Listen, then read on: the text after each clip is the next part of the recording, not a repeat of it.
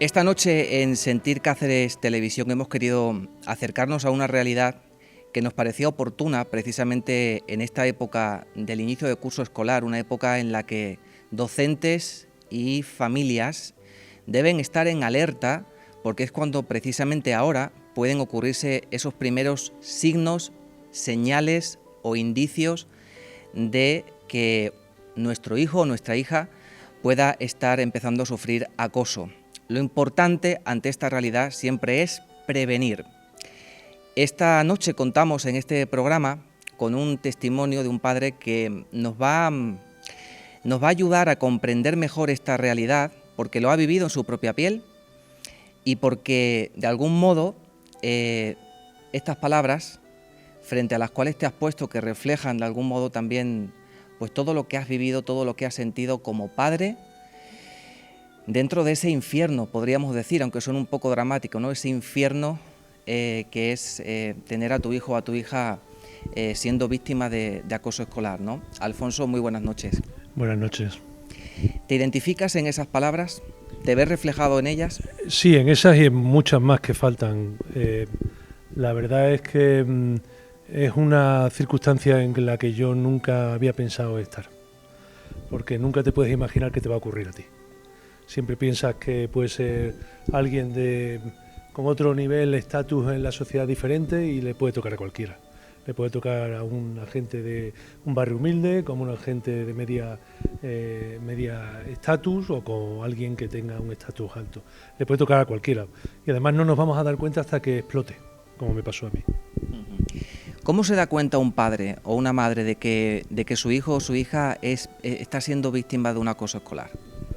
Realmente al principio no te das cuenta, porque achacas a los comportamientos son cosas de crío, no te preocupes.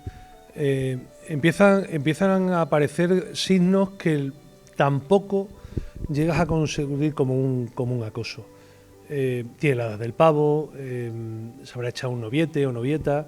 Entonces, pero sí es verdad que en mi caso fue al final porque ella misma reventó y se enfrentó a la supuesta acosador o acosadora y nos enteramos en ese momento. Seguimos sufriendo, aunque terminó el juicio, estamos a la espera de sentencia de lo que ha pasado, pero seguimos estando mal, tanto padres como hermanos, como ella misma. Es más, mi hija se ha tenido que ir de Cáceres, no está en Cáceres, está en otro colegio fuera, y hoy he ido a verla el primer día de clase y la verdad que vengo súper contento, porque la he visto contenta y feliz, cosa que aquí no pasa. Dices que explotó, que llegó un momento en el que explota. Esto es muy típico en las víctimas que sufren acoso escolar, ¿no? Hay una serie de fases en las que primero no quieren reconocerlo, ¿no? Quieren pasar que todo eso sea como una broma, como algo de lo que, bueno, no les queda otra que aguantar, pero todo eso va llenando el vaso hasta que un día obviamente explotan, ¿no? Después de mucha soledad, de mucha ansiedad y de mucho miedo, ¿no? ¿Cómo fue ese momento? ¿Cómo lo sentiste y a quién recurriste para buscar ayuda? Pues realmente lo que sientes es que estás solo, no sabes dónde ir. Yo he tenido la gran suerte que en una de las visitas a urgencia, porque mi hija tuvo riesgo de suicidio, no llegó a materializarlo porque hablando conmigo a través de un WhatsApp, porque ella no quería hablar directamente ahí, pues en una de las visitas a urgencia se me acercó una enfermera muy amable, me comentó que si no me importaba comentarme una cosa, me habló de la asociación de ACOES y al día siguiente yo llamé a la persona responsable, que en este caso era Maribel, y han sido los que me han ayudado mucho, porque yo me he sentido hasta abandonado en el tema en el colegio que estaba mi hija, sin decir esto. ¿Por qué? Porque los mismos colegios no saben manejar el asunto, no saben. Y muchos de ellos piensan como yo pensaba, son cosas de críos, etcétera, etcétera. Y la verdad es que yo me he sentido abandonado en ese sentido. Y tengo mucho que agradecer a ACOES. Y por eso yo daré todo lo que pueda a la asociación y en todo lo que yo pueda aportar. Y sobre todo en dar a conocer esto porque nos puede, y vuelvo a repetir, nos puede pasar a cualquiera. ¿Qué actitud pensabas que tenías que mostrarle a tu hija en ese momento? Porque claro, lo más fácil en ese caso, si te dejas llevar un poco por los sentimientos como seres humanos, que a veces nos podemos equivocar, ¿no? Puede acrecentar en ti ese sentimiento de revancha o ese sentimiento de contraataque, ¿no? Pero a lo mejor desde tu experiencia ya como padre te has dado cuenta de que la actitud ha de ser la contraria, la solución debe ser una solución como padre mucho más constructiva y desde un lado mucho más, no sé cómo decirlo, didáctico incluso, ¿no? O pacífico, ¿no? Eso es muy difícil porque hay una cosa que se llama empatía. Y ponte en mi lugar y lo primero que te viene es el rechazo, el qué le han hecho a mi hijo, quién ha sido, el levantarte, el quererle, perdón por la expresión, coger a esa persona y darle su merecido, pero eso pasa porque llega un momento que piensas, cuando pasan los primeros minutos o el primer día y vas relajando, aunque sigues con preocupación. Es muy complicado. Yo estoy en tratamiento también no psiquiátrico, pero estoy tomando antidepresivos porque llega un momento que no sabes cómo actuar. A mí no me han enseñado a hacer esto. Yo soy el primero que cuando éramos chicos y estábamos en el colegio siempre teníamos al borde de clase que nos pinchaba, pero te ibas del colegio y no lo veías a ver hasta el día siguiente. Ahora no. Ahora tienes una cosa que se llama móvil, internet, y que en el caso, por ejemplo, de mi hija, ha estado en Instagram, en internet, con nombres que ahora no puedo nombrar, no puedo decir. Entonces, es complicado, es bastante complicado. Sería muy sencillo por mi parte decir que hay que hacer esto, esto y esto, pero no, son fases que vas pasando. Yo sigo teniendo muchas ganas de hacer cosas. Hay veces que me viene la mala uva, pero me aguanto. Pero somos humanos y pasa. Lo que hay que intentar es no hacerlo. Y cuesta mucho, y yo soy el primero que lo dice, muchísimo, muchísimo. Me da más rabia el tema de los padres de la acosador o acosadora que no creen lo que pasa. Y hay signos que se... Son ciegos, porque claro, cuando hablamos del acoso escolar, obviamente ponemos el foco en la víctima que recibe pues todas las agresiones físicas o verbales, ¿no? A través de cualquier medio, pero es que cuando un adolescente, un joven, un menor es el acosador, detrás de su propia cara, por así decirlo, hay un problema. Hay un problema que habría que ir trabajando, que ir puliendo, que ir tratando de solventar para cambiar esa conducta, ¿no? Y que se le quite esa cuota de violencia y de agresividad. Yo creo que el punto clave de abordar esto es primaria. Cuando empiecen los niños primaria, empezar a educarles en este sentido. Los niños son esponjas y los niños lo que ven imitan. Si en casa ven a papá o a mamá gritarle a papá o a mamá o al vecino, ellos harán lo mismo. Si en casa ven el partido de fútbol que el que vale más grita y hace algo, ellos lo van a imitar. Normalmente los acosadores, pues yo por lo menos en mi experiencia, son gente que lleva grupos, que son gente que se siente, a mi sensación, que están vacíos y que la única manera de darse a resaltar es imponiendo su carácter, su fuerza o cualquier otro medio de coacción mental, debemos decirlo así. Pero creo que es muy importante educar a los niños desde primaria.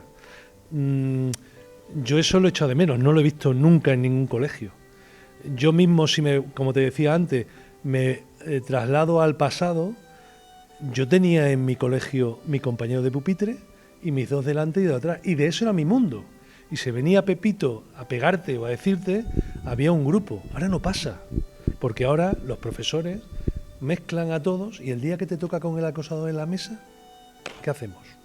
Los niños se callan. Yo no quiero chivar a nadie, papá, yo no se lo voy a decir a fulano, y cuesta. Yo creo que es un proceso muy lento, doloroso, muy doloroso, y muy lento.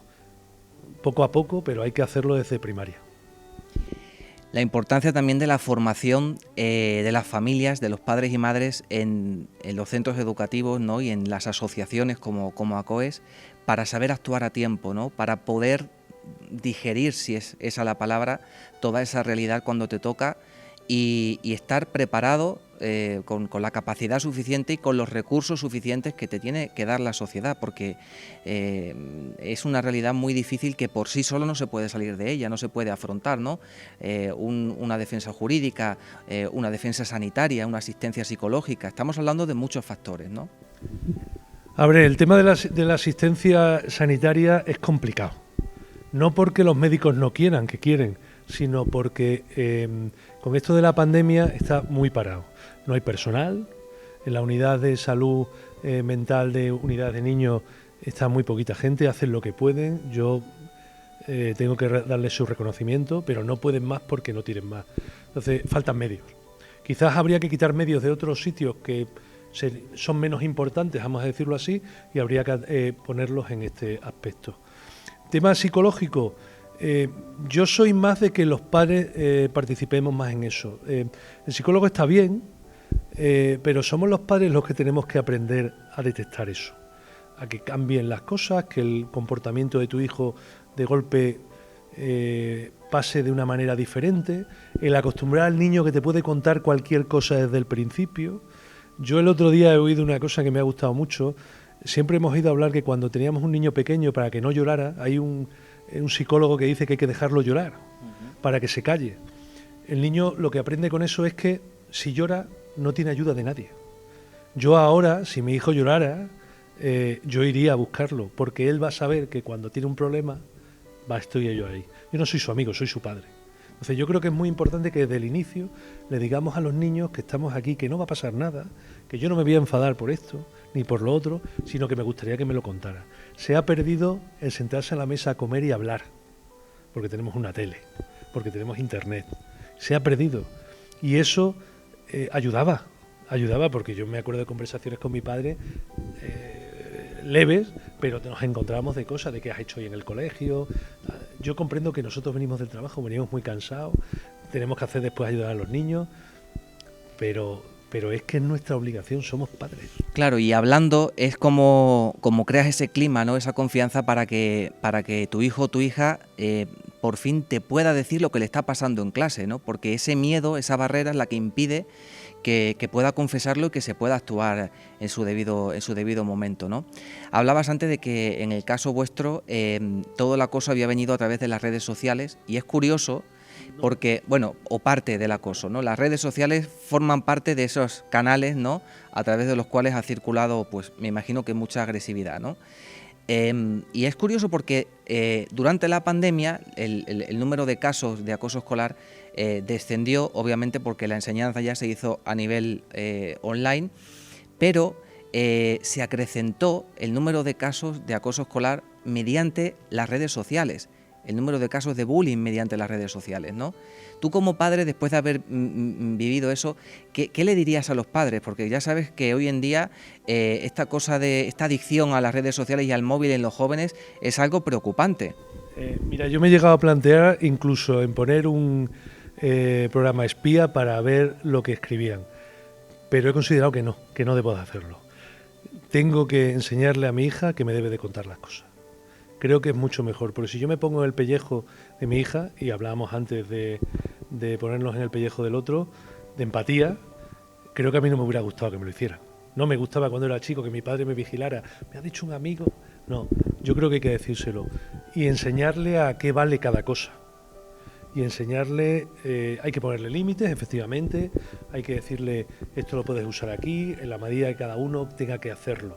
Hay gente que sabe hacerlo mejor, otra gente que no sabe hacerlo y habrá que enseñarle, y otra gente que medio sabe hacerlo. Pero es que es complicado, lo de las redes sociales es muy complicado, tendría que estar legislado, pero es muy difícil. Es que no está legislado prácticamente nada en redes sociales. Y venimos con el tema del metaverso, creo que va a ser mucho peor que las redes sociales, porque no está legislado, igual que no está legislado esto, ni está legislado el acoso, el bullying.